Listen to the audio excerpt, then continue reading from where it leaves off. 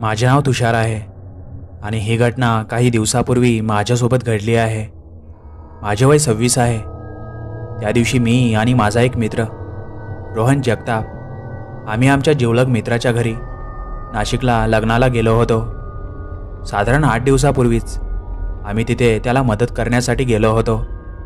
ते लग्न त्याच्या मोठ्या भाऊचे होते आणि आम्ही त्याचे खूपच जवळचे मित्र होतो, म्हणून त्याने आम्हाला बोलवले होते। त्याचा पूर्ण परिवार अगोदर पुण्यालाच राहायचा, पण काही दिवसात तो सर्व परिवार घेऊन नाशिकला राहायला गेला होता। त्यामुळे त्याची आणि आमची चांगलीच आपुलकी होती। त्यांना साधारण 3 वर्ष झाले असतील ते पुणे सोडून नाशिकला स्थायी झाले होते। तो या निघून गेलेल्या दिवसात खूपदा आम्हाला भेटायलाही आला आणि आम्हीही त्याला भेटायला गेलो।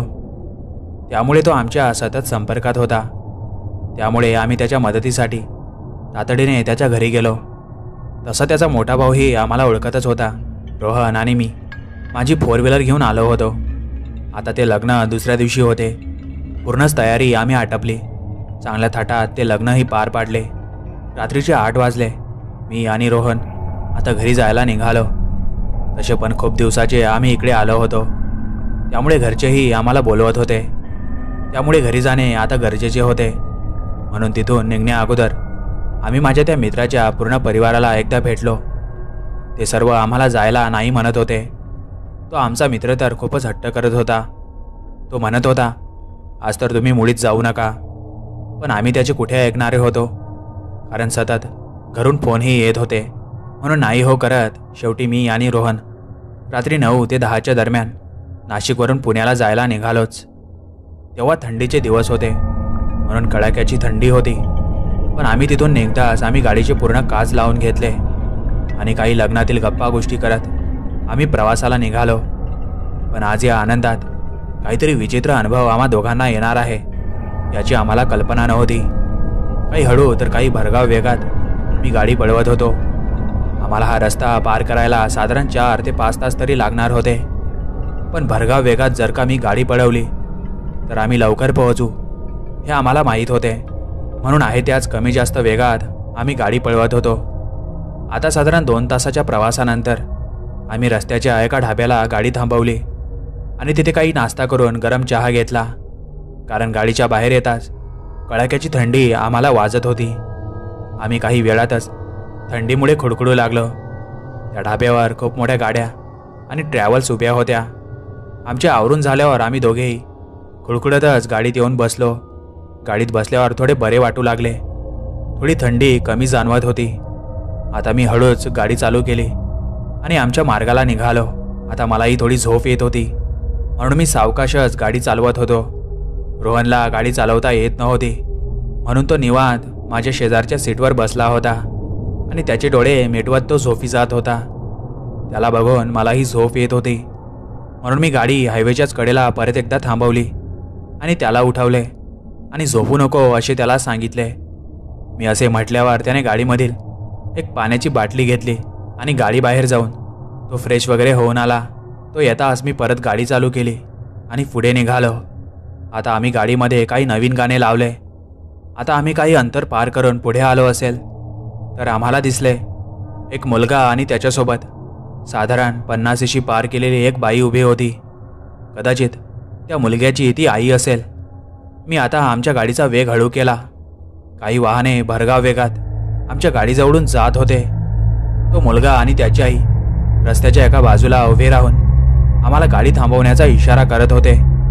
आम्हाला आमच्या गाडीच्या लाईटाच्या प्रकाशात ते स्पष्ट दिसत होते। माझ्या मित्राला रोहनला त्यांची दया आली आणि रोहन मला म्हणाला, अरे तुषार यार, बाहेर खूप थंडी आहे। हे बिचारे एवढ्या रात्रीचे इकडे या थंडीत खुडखुडत काय करत आहे? गाडी थांबव, आपण यांना मदत करूया। त्यावर मी रोहनला म्हणालो, नको यार, उगाच काही घडायचे विचित्र। तो त्यावर मला म्हणाला, म्हणजे?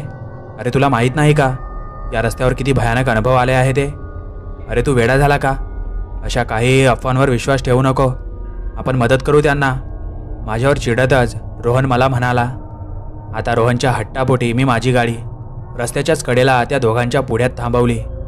तसा खूपच घाई करत रोहन गाडी खाली उतरला आणि त्या बाई व त्या मुलाला विचारू लागला, अहो ताई, कोण आहात तुम्ही आणि एवढ्या रात्रीचे इकडे काय करताय? काही क्षण ते दोघेही स्तब्ध राहिले. मी ही गाडी खाली उतरून त्यांना बघत होतो. त्यातच ते बाई म्हणाली, भाऊ, हा माझा मुलगा आहे, सदा नाव आहे त्याचे. आम्हाला याच्या दारुड्या बापाने घराबाहेर काढले, म्हणून आम्ही रागातच इकडे या रानमाळाने चालत आलोय. पण आता आमासनी घरी जायचे आहे. काही अंतरावरच त्या रानमाळावर आमचे घर आहे. तुम्ही आमची मदत केली तर बरे होईल. त्या बाईचे भावूक शब्द आम्हाला मदतीसाठी भाग पाडत होते. आता रोहनने गाडीच्या मागच्या सीटचा दरवाजा उघडला आणि त्या बाईला म्हणाला, या ताई, बसा, आम्ही तुम्हाला सोडून देतो. हा सर्व प्रकार मला खूपच घाईत वाटत होता आणि या घाईचे कारण आम्हाला यापुढे भोवणार होते याची आम्हाला कल्पना नव्हती. आता गाडीत पुढे बसून रोहन मला म्हणाला, चल तुषार, पुढे घे गाडी. मलाही चांगलीच थंडी जाणवत होती, म्हणून मीही ताडकन गाडीत येऊन बसलो आणि गाडी चालू केली. आता ते बाई आणि तो मुलगा शांत मागील सीटवर बसला होता. त्यांच्या अवतारावरून असे वाटत होते की ते खूप दिवसाचे इकडे या रानमाळावर फिरत असावे.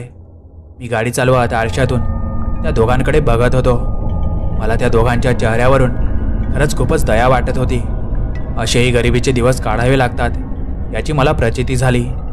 काही वेळ गेला असेल, माझे लक्ष परत गाडीतील आरशात गेले तर मी बघितले अक्षरशः त्या मागे बसलेल्या बाई आणि त्या मुलग्याचा चेहरा पूर्ण बदललेला होता.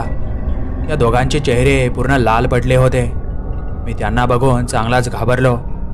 तसा माझ्यासोबत रोहनही जागाच होता. तो झोपला नव्हता आणि डोळे टिवाळत पुढील रस्ता निहाळत होता.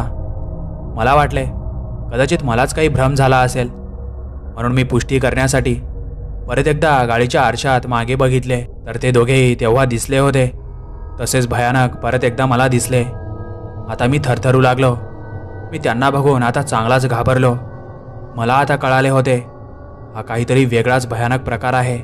माझ्या तोंडातून शेजारी बसलेल्या रोहनला काही सांगण्यासाठी शब्दही फुटत नव्हते. एव्हाना आता काही वेळातच आम्ही पुण्यात पोहोचणार होतो. मी आता घाबरतच गाडी एका बाजूला लावली आणि गाडी खाली उतरून मी थोडा शांत झालो. माझा श्वास घेण्याचा वेग चांगलाच वाढला होता. रोहन मला बघून माझ्याकडे आला आणि काय झाले मला विचारू लागला. मी त्याला आता काही सांगणारच तर ते बाई गाडी खाली उतरून रोहनला म्हणाली, भाऊ, आमचे घर इथून जास्त काही लांब नाही, आम्ही जाऊ शकतो पायी चालत.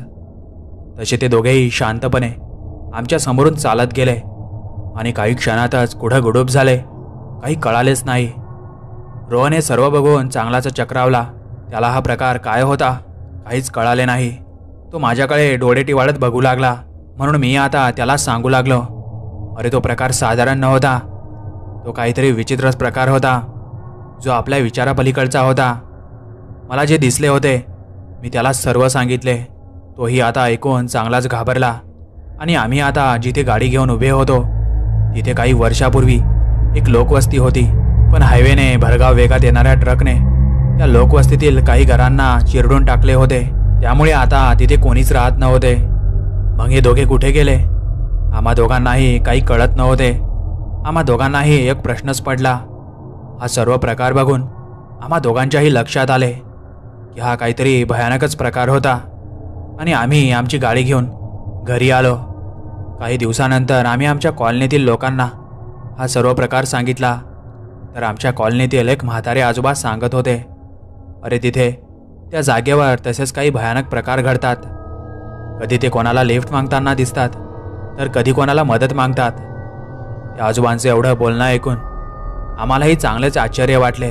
पण अजूनही तो अनुभव आम्ही आठवल्यावर आमच्या अंगाला शहारे उभे राहतात. मित्रांनो, तुम्हाला हा अनुभव कसा वाटला नक्कीच कमेंट करून सांगा. आणि हो, एक महत्त्वाचे, तुमच्यापैकी बरेच जण आपल्या चॅनलचे व्हिडिओ बघतात पण व्हिडिओला लाईक आणि चॅनलला सबस्क्राईब करत नाही. तसे करू नका मित्रांनो.